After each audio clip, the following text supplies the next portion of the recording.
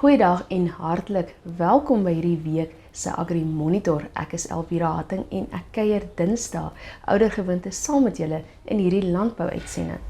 Nou in vandag se Agri Monitor in die nuusgesprek is die onderwerp veldbrande en dan nou ook die huidige brandseisoen wat dan nou vanaf April tot en met September, Oktober elke jaar voortduur.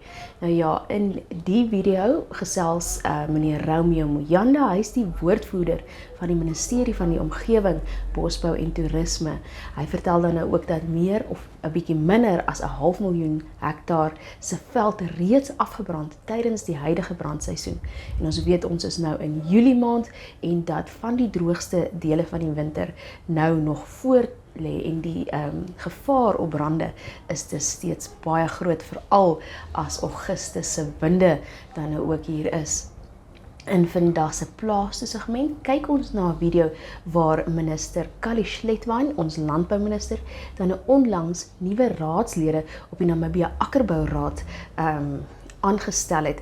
Nou ja, ons weet die Akkerbouraad wat tot dusver onder leiding van Michael Iyambo gestaan het, is dan nou verantwoordelik vir die regulering van die akkerbou sektor van die land. Nou ja, die akkerboubedryf wat dan nou ook tans baie goed vaar en die afgelope 3 jaar baie sterk groei getoon het, een van die min sektore in landbou wat regtig vooruitgang toon, en ons hoop dat die nuwe raad dan nou ook sal voortbou op hierdie suksesverhaal. Dan nou ook ons bly by akkerbou met AgriBank wat dan nou vir ons bietjie meer leer oor die beginsels van bewaringsboerdery. Nou ja, ons weet natuurlik dat dit 'n omgewingsvriendelike manier is en baie beskou dit as die pad vorentoe, en dan nou ook AgriBank wat vir ons wys hoe dit gedoen word. Dankie vir die saamkuier, moet nêrens heen gaan nie, bly ingeskakel.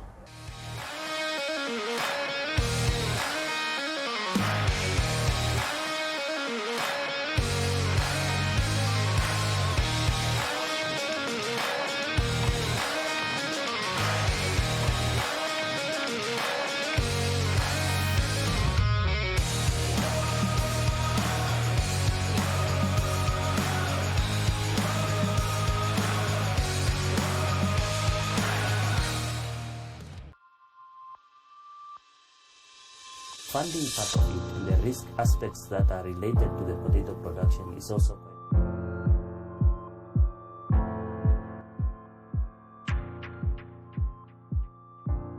The Ministry of Environment, Forestry and Tourism is calling upon members of the public, farmers as well as property owners to put in place measures to ensure that we reduce the risks that are caused by wildfires. Our fire season starts in April and is expected to end in September. Over the past few years, we have seen fires causing detrimental effects to the environment as well as to our people's livelihoods. In 2021, we have seen fires burning a total area of 3 million hectares, and in 2022, we have seen fire burning a total area of 2.4 million hectares, causing loss in biodiversity. We have also seen or observed fires causing significant amount of harm to our people, with 5 people injured as a result of fires and 3 people succumbed to their fire burns, that is in 2022. The Ministry of Environment, Forestry and Tourism has activated its fire management strategy, which entails fire suppression as well as fire prevention this festive season. This is also taken into consideration that the country has not received so much rain over the past rainy season, but however, we are cognizant of the fact that there should be enough fuel load to ignite fires, and therefore it is expected that we will have wildfires this season. We are engaged also in ensuring that we provide training to community members and stakeholders in terms of fire prevention measures. We are doing community awareness programs to just create awareness on the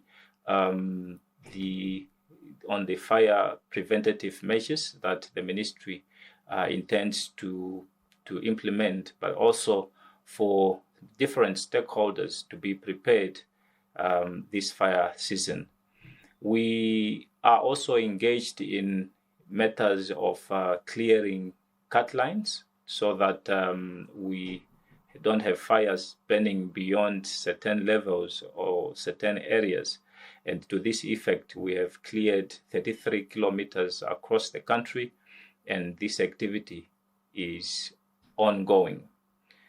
We recognize that fire can be resourceful to us as people.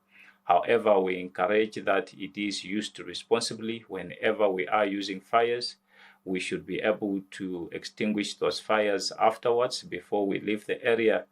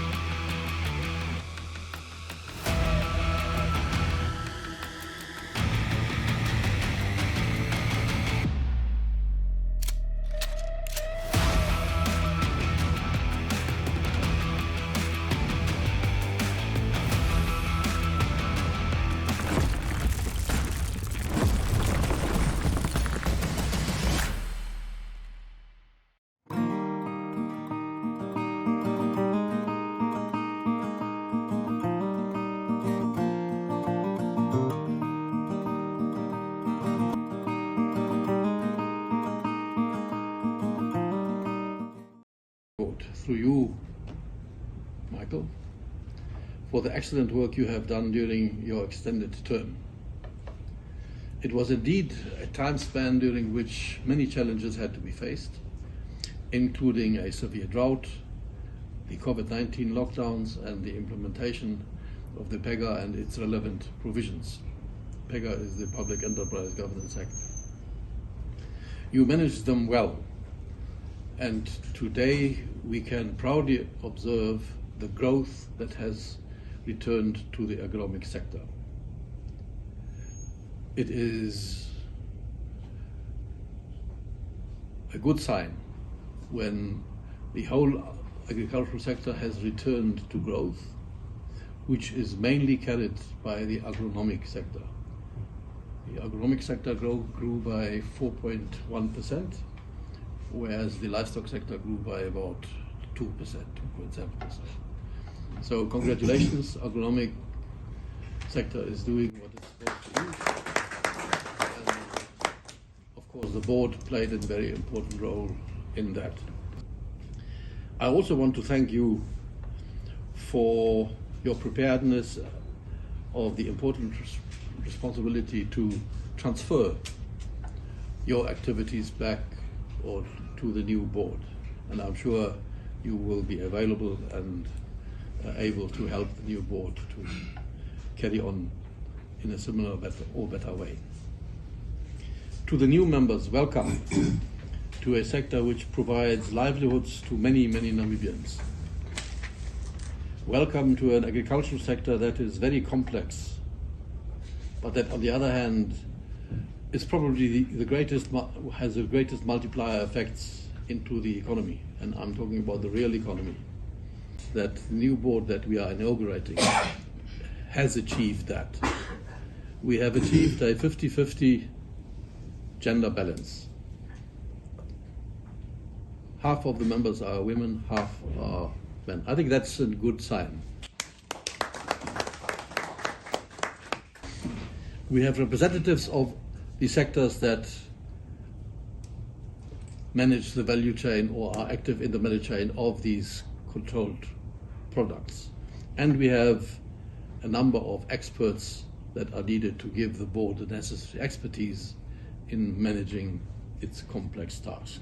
So again, I'm happy that you are all available for this complex job that is awaiting you.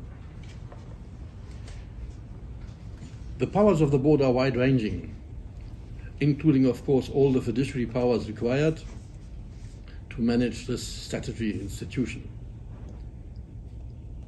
But it specifically has a number of powers to manage declared agronomic products in the respective value chains. These powers include the registration of producers, of exporters, of importers, the determining of prices, the prohibition of certain practices, maintain standards. So there are many, many aspects that are relevant to manage the value chains. And I believe one must not forget that the fact that we have an agronomic board and the fact that we have declared agronomic products means nothing else but intervening in the market.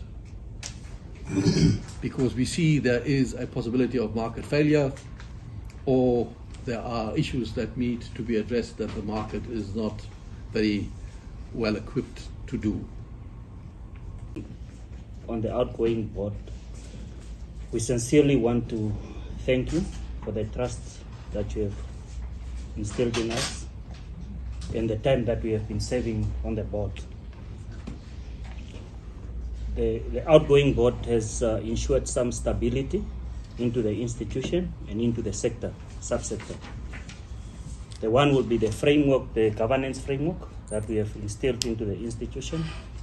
Internal policy framework is very quite well instilled.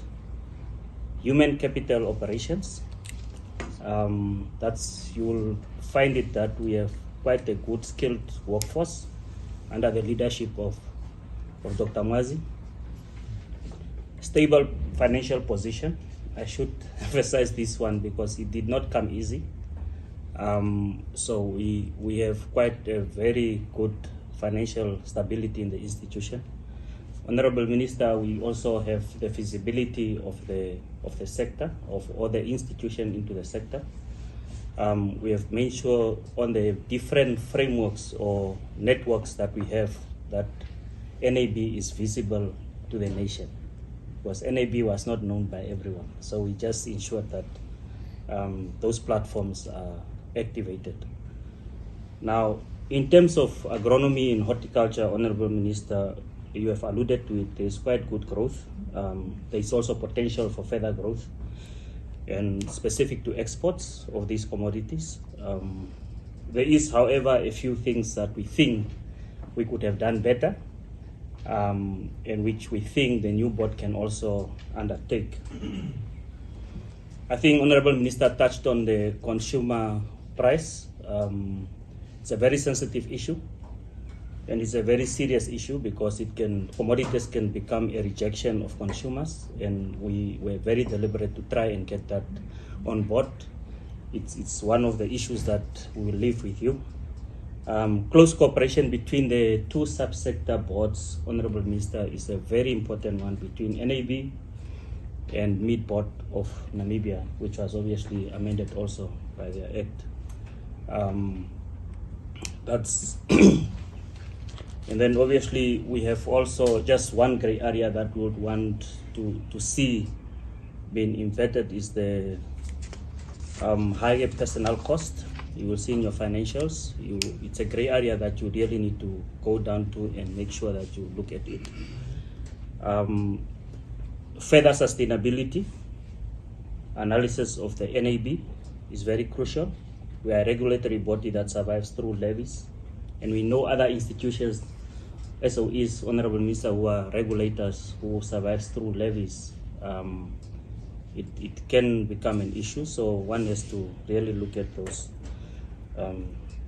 The board currently has sanctioned the crop value chain, which is going to unpack quite a few issues in the sector, and the subsector of meat also is covered in that feasibility study that is undergoing.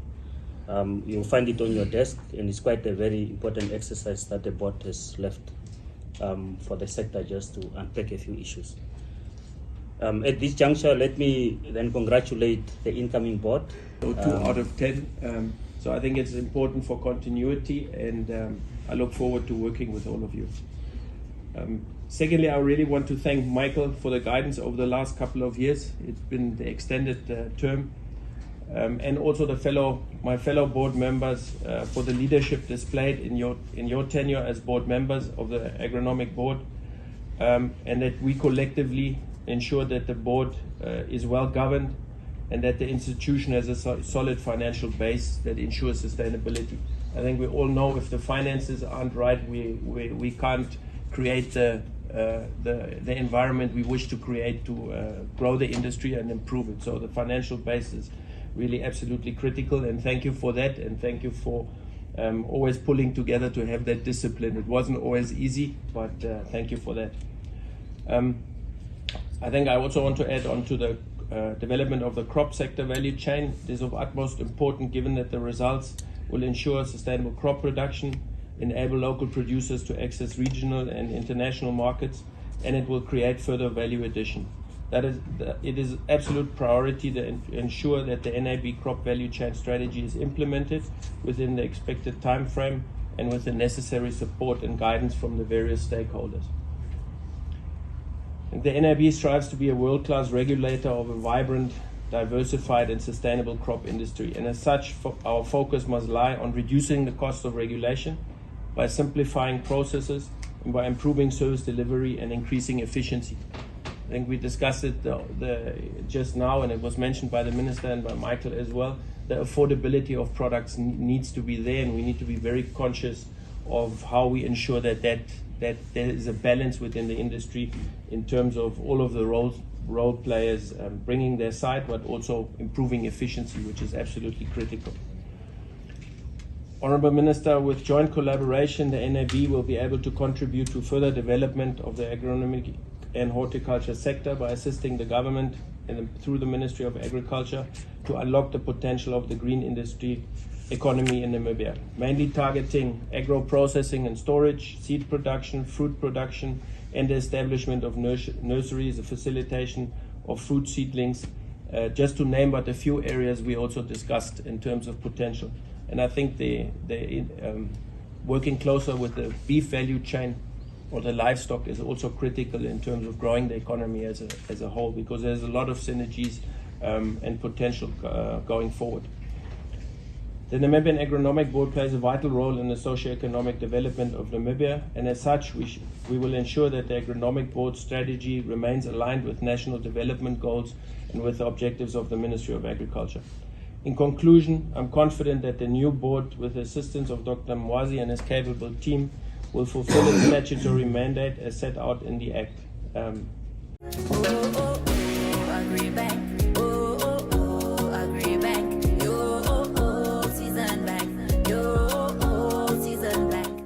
The Agricultural Bank of Namibia's Agri Advisory Services Division offers training to farmers and bank clients in various farming enterprises in all 14 regions of Namibia through face-to-face sessions.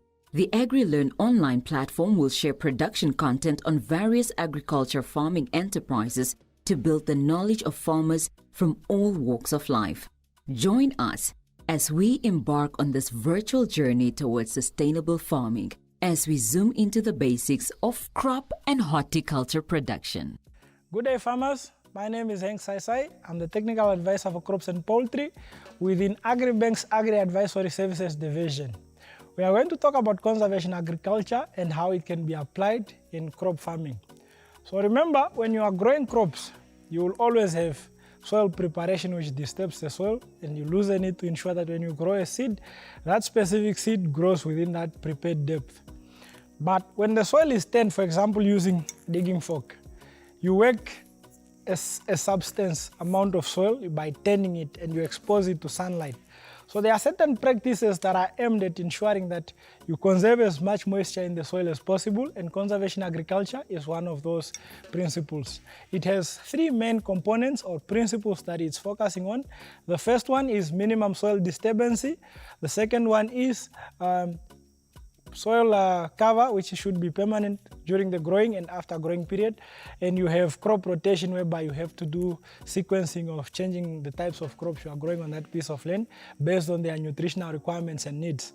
So if I take this digging fork and I have identified this piece of land as the area that I want to work, the moment I work this piece of soil, by turning it with a digging fork, you will see that I'm exposing too much of the surface to direct sunlight.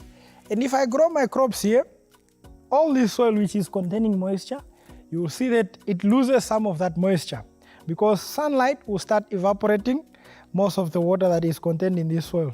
So if I want to grow crops using conservation agriculture, I don't turn the whole area, but I just focus on disturbing the area in which I'm going to grow my seed. So if the focus, let's say for example, is just to grow some spinach seeds, I can use a stick that I'm using for planting just to open that specific piece of soil, and then I put my seed inside there. In so doing, I disturb only a small piece of the soil, and then not a lot of moisture will be lost. So I put my seeds in there, and then I cover this part. In so doing, this is the only piece of soil that I've disturbed in comparison to this entire area that I've disturbed with a digging fork. The second principle is permanent soil cover. So when you are growing crops, it's best to ensure that you have at least a good composition of permanent cover to ensure that if this surface heats up, not a lot of water should be lost. So you protect this surface by putting mulching materials. So after growing your seeds, you can spread grass on this surface to ensure that after irrigating, this surface is cooled by the cover that you have here, and then it doesn't heat up and not a lot of water is lost through evaporation. So that is the second principle of conservation agriculture. The last principle is crop rotation.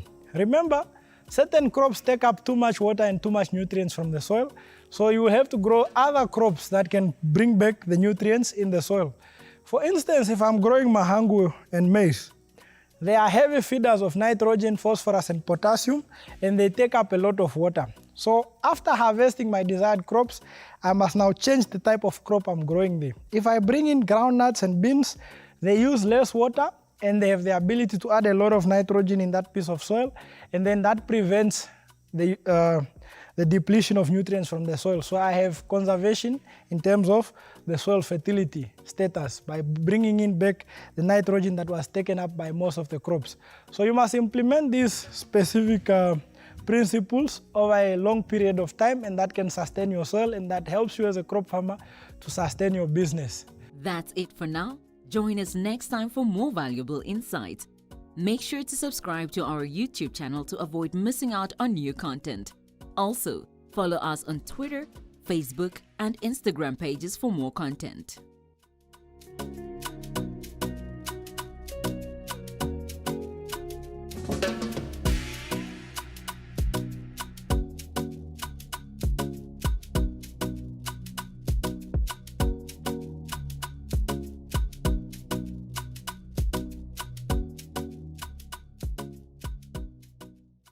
Did you know you can buy a new or second-hand vehicle, such as light delivery vans, trailers, small trucks and tractors for agricultural use? The repayment period for these vehicles ranges between 5 and 10 years. Contact your nearest AgriBank branch or visit our website at www.agribank.com.na for more information about this loan product. You can also visit us on Twitter, Facebook, Instagram, LinkedIn and YouTube. AgriBank, your all-season bank.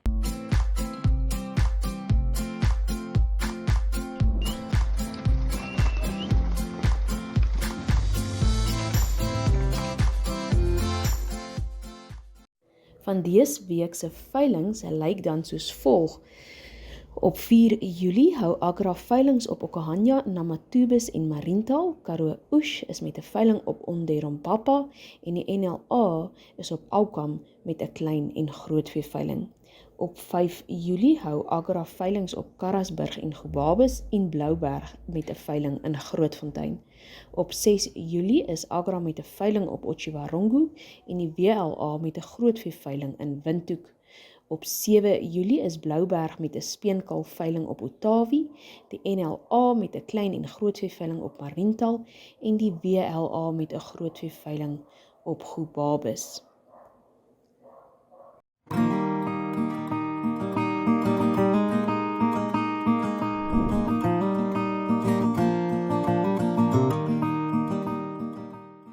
Wat ons dagboek vir die landbouer betref, nou ja, 'n reeks praatjies deur Dr. Herman Forshee oor die aanplanting van doringlose terksvye. Op 8 Julie vind een van hierdie inligtingsdae op 'n plaas buite Kalkveld plaas. Dit is dan nou die plaas Georg Ferdinands Hoë. En vir meer inligting kan Michael Zelig gekontak word. Van 24 tot 26 Augustus is dit ook weer tyd vir die Oudtshoorn Wildsfees, 'n verskeidenheid van kunstenaars wat dan nou daar gaan optree, as ook 'n wildveiling wat gehou word. Dis mos dan nou die jaarlikse gebruik. Nou vir meer inligting kan belangstellendes die Oudtshoorn Wildsfees Facebookblad besoek.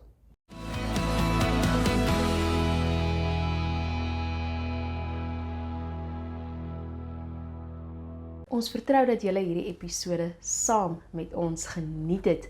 Onthou ook elke Dinsdag in die 3 Susters koerante van Namibië Media Holdings, met ander woorde in die Republikein, die Algemene Zeitung en die Namibian Sun, kan julle ons landboubylaag vir die week vind. Nou ja, dis 'n 4-blad bylaag met propvol lekker interessante landbouartikels wat dan nie misgeloop word nie. Sluit ook aan by ons Facebookblad. Hier deel ons gereeld relevante landbounuus uit Namibië se landbousektor uit.